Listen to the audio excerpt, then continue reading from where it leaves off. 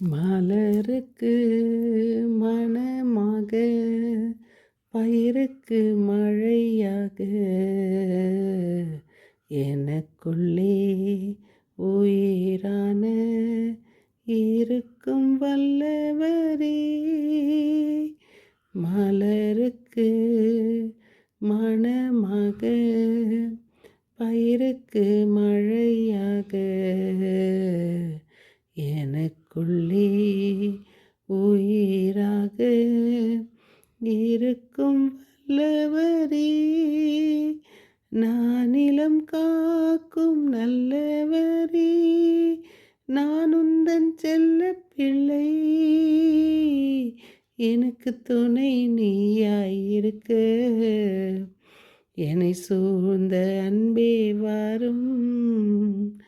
என் வாழ்வின் ஆதாரம் என் இயேசு நீதானையா.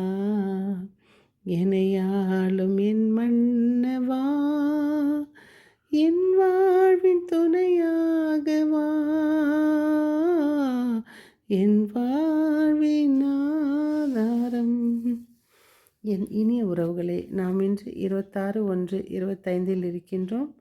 இன்று குடியரசு தினம். அனைவருக்கும் குடியரசு தின வாழ்த்துக்கள். மற்றும் basilica of Shivaji Nagar Saint Mary's பசிலிக்காவாக உயர்த்தப்பட்டு 51வது வருடத்தை நாம் கொண்டாடுகின்றோம். மற்றும் இன்று நம்முடைய பங்கின் திருக்குடும்ப விழாவை கொண்டாடுகின்றோம். நாம் தூய ஆவி துணையில் அன்னை மரியின் அன்பிலும் நாம் தொடரும் சங்கீத தொடர்ச்சி 69, 22, 23, 24. இன்றைய முதல் வாசகம் நெகேமியா 2:8, 4:5, 6, 8, 10. நாம் தினந்தோறும் வாசித்து கொண்டு வருகிற இந்த வசனங்கள், ஆண்டவரே உம் வார்த்தைகள் வாழ்வு தரும் ஆவியை கொடுக்கின்றன.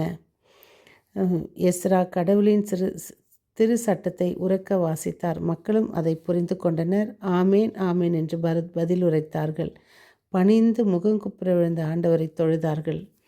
இன்றைய இரண்டாம் வாசகம் 1 கொரிந்தியர் 12:12-30. கிறிஸ்துவின் உடல் ஒவ்வொருவருக்கும் அதன் தனித்தனி உறுப்புகள் உடல் ஒன்றாயிருப்பது போல் கிறிஸ்துவும் இருக்கிறார். உடலின் மதிப்பு குறைவாக உறுப்புகள் என நாம் நமக்கு தோன்றுபவற்றிற்கே நாம் மிகுந்த மதிப்பு கொடுக்கின்றோம். நம் மறைவான உறுப்புகளை மிகுந்த மதிப்பு கொடுக்கின்றன. இன்றைய தூய நற்செய்தி வாசகம் லூகாஸ் 1:1-4, 4:14-21. நீங்கள் கேட்ட மறைநூல் வாக்கு இன்று நிறைவேறிற்று. இயேசு எசையா சுருளேட்டை வாசித்த பின் இதை மக்களை பார்த்து சொன்னார். நீங்கள் உண்மையை அறிந்து கொள்ளப் போகிறீர்கள். விண்ணக ஆசிரை நாம் பெறப்போகிறோம். ஒரு நாள் ரொம்ப ஜெபிக்கிற ஒரு குடும்பம். அவர் நமக்கு எல்லாருக்கும் பூண்டி மாதாவினுடைய தந்தை முன்னாள் பங்கு தந்தை, அவருடைய கல்லறையும் அங்கே இருக்குது. அவர் லூர்து ஃப்ரான்சிஸ் சேவியர்னு அவர் அந்த மக்களை நிறைய ஜெபமாலையினால தான் அங்கே மக்களை அந்த ஆலயத்துக்கு இறைவனிடம் கொண்டு வந்து சேர்த்திருக்கிறார். அவர் குருவாக பணிபுரிந்தது பூண்டியிலும் கூட.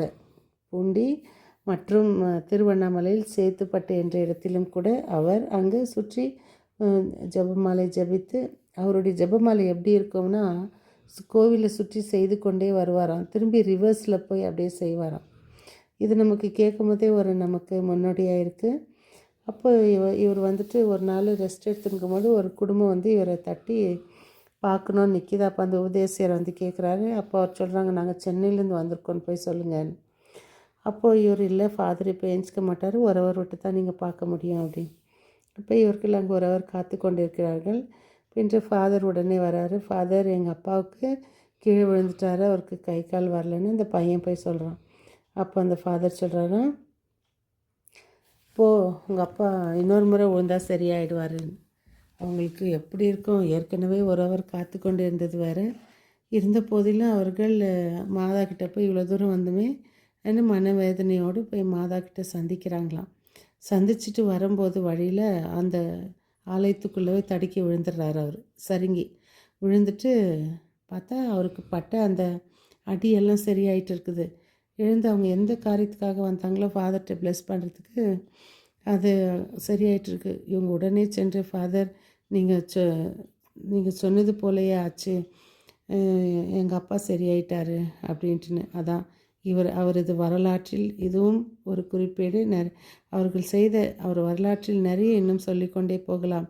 அவரை அன்னையை சந்தித்தது, பேசியது மற்றும் அந்த மணமக்களை அந்த ஆசீர்வதித்தது, அங்கு வந்த நோயாளிகளை ஆசீர்வதித்தது, அவரிடம் யார் எங்கே பசி வேதனை நோய் என்று சென்றாலும் அவர் குணமாக்கவும் அவர்களுக்கு கொடுக்கப்பட்ட அந்த வாய்ப்பு இறை இயேசுவின் ஆசீர், அன்னை மரியாளின் அந்த ஜெபமாலையின் விண்ணக ஜெபம் நாம் தினம் ஜெபிப்பது.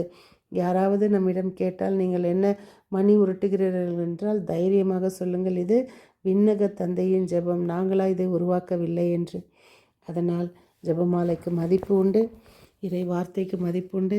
நாம் இயேசுவின் வார்த்தைகளை கேட்டு நேற்று பார்த்தது போல் மனமாறிய பவுலை போல் நாம் மனமாறுவோம். அன்பு இறைவா, இதோ இந்த வாசனங்கள் வார்த்தைகள் எங்கள் வாழ்க்கைக்கு விளக்காக அமைய உம்மை ஜெபிக்கிறோம். மீண்டும் சந்திக்கும் வரை உங்கள் அன்பு தோழி.